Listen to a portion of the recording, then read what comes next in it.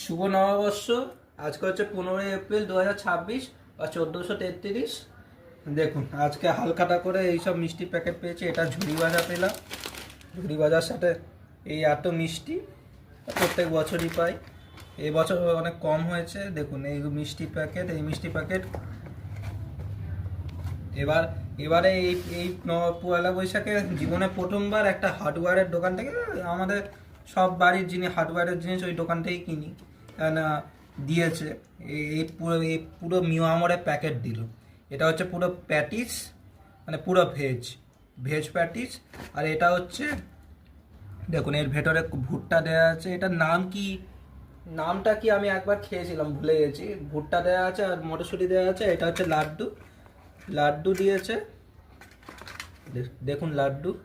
আর এটা কি টাইপের মিষ্টি জানি না, ভেতরে পুরটা আছে।